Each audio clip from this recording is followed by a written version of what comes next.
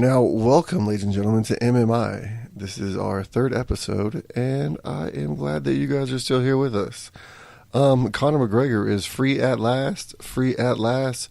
Good Lord Almighty, Conor McGregor is free at last. He will most likely be going to fight Khabib Nurmagomedov for the 155-pound lightweight UFC championship. Most likely that's going to be in October in Las Vegas. Could possibly be November in New York City, but I guess we'll wait and find out more when that comes out. They haven't agreed on anything yet, so I guess we'll just wait. So on this episode, we are going to go over UFC Fight Night Boise recap. We're going to recap UFC Fight Night Hamburg. Going over some current events. Going to go over UFC on Fox, Poirier versus Alvarez 2. And then we're going to preview UFC 227. Dillashaw versus Garbrandt 2. That's going to be a great matchup. I can't wait for that. But right now we're going to jump into the UFC Fight Night Boise recap. Ronnie Barcelos defeated Kurt Holobaugh by knockout 1 minute and 29 seconds into the third round. It was the first fight on the FS1 prelims. One fight of the night. Ronnie Barcelos would shoot in for a takedown sometimes. Every time he would do that, he would step back and throw an uppercut. He ended up winning the fight with a huge uppercut. It wasn't the same move, but he still assassinated him with that uppercut. Kurt Holobaugh did not see that uppercut coming at all. Also on that card, Alexander Volkanovski defeated Darren Elkins by decision. That puts Alexander Volkanovski on a 15-fight win streak. It was a one-sided mauling by Volkanovski. He never took his foot off the pedal and dominated Darren Elkins for 3 rounds. Kat Zingano defeated Marion Renault by decision. Chad Mendes made his long-awaited return to the UFC after 2 years off of a suspension. He defeated Miles Jury by knockout 2 minutes and 52 seconds into the first round. It was a huge way for him to come back off his layoff. It was good for him to do that. I really think that Chad should probably get the loser of the Jeremy Stephens Jose Aldo fight. That fight's coming up this Saturday on Fox. Also on the UFC Boise card, there was Nico Price. He defeated Randy Brown by knockout 1 minute and 9 seconds into the second round. Price finished the fight impressively off his back. Nico Brown was on his back. Randy Brown was right on top of him, and Nico just started hitting him with big hammer fists from the bottom. Got those hammer fists to connect right on the sweet spot of Randy Brown's jaw, and Randy Brown went down. Nico ended up winning a Performance of the Night bonus for his efforts. Rick Glenn defeated Dennis Bermudez by split decision. Super Sage Northcutt defeated Zach Otto by knockout 3 minutes and 13 seconds into the second round. Northcutt has looked really good since he started training over there at Team Alpha Male in Sacramento. We could be looking at the rise of Sage Northcutt right now, and I think that's something we should really look at and pay attention to because he could be going in a very, very high direction very soon. Junior Dos Santos defeated Bligby Ivanov by decision. It wasn't the greatest of main events. It was a little uneventful, but what do you expect? 2 big heavyweights. They weren't too scared to engage, but it wasn't everything that it was built up to be. So UFC Fight Night Hamburg, Manny Bermudez defeated Davey Grant by submission in the first round. Bermudez landed a short right hook, setting up a triangle / armbar. It was actually a slick move. It earned Manny Bermudez Performance of the Night awards. But Davey Grant is a tough individual. He did not tap out. He decided to just go ahead and go to sleep. He didn't want to tap. He felt like he was still in it, but his body told him otherwise.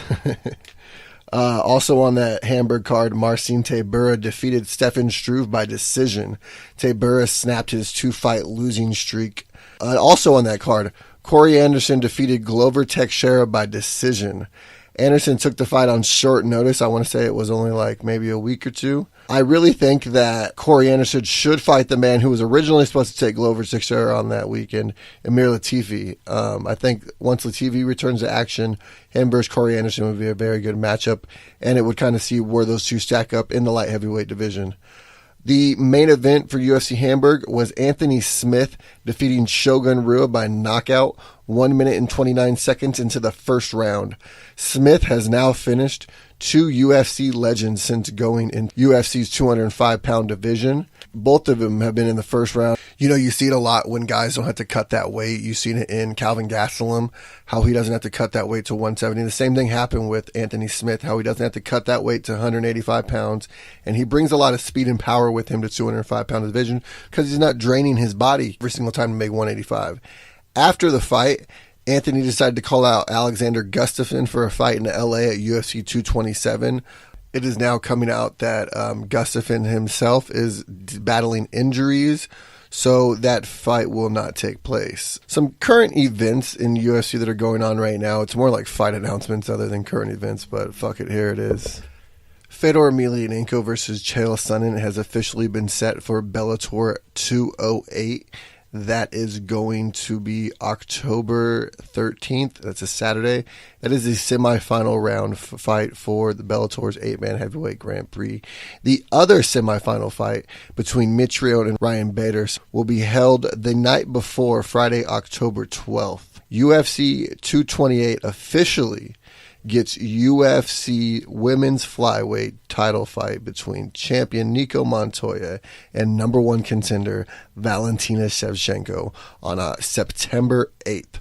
Also on that card, the main event is going to be Darren Till versus the UFC welterweight champion of the world, Tyron Woodley.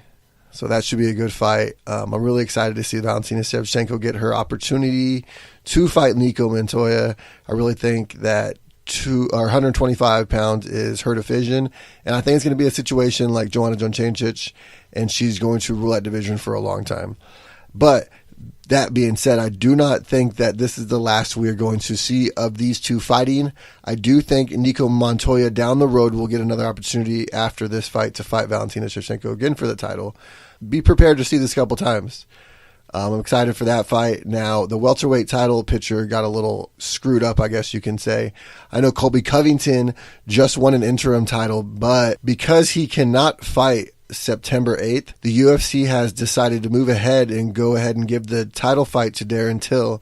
So Darren Till will now take on Tyron Woodley in Dallas, Texas, September 8th, UFC 228. Also, coming up, Frankie Edgar versus a Korean Zombie is to headline UFC's 25th anniversary show in Denver, November 10th.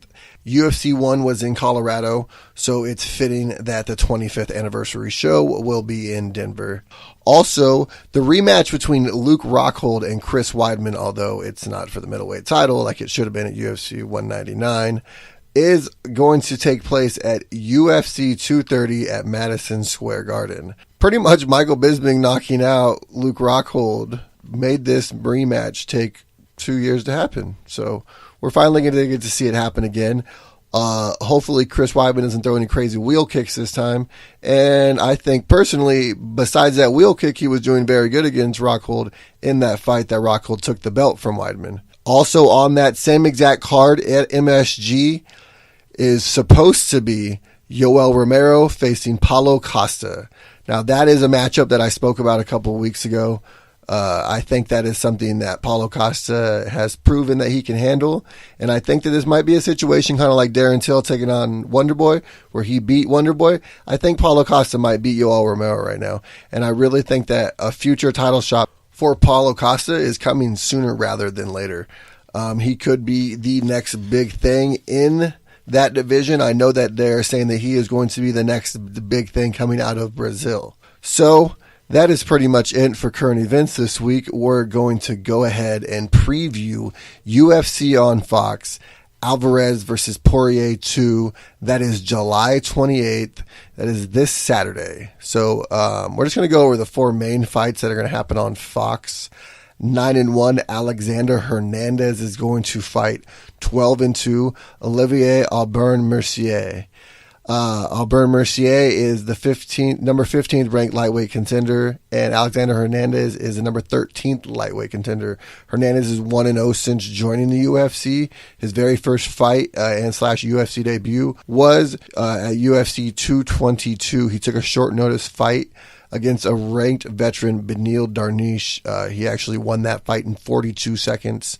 Beneil Darniche did not see the power of Hernandez coming, and he got taken out real quick. Albert Mercier is 7-2 since joining the UFC. He lost in the finale of Tough Nations to Chad Laprise. He's on a 4-fight win streak, finishing 3 out of the 4 fights.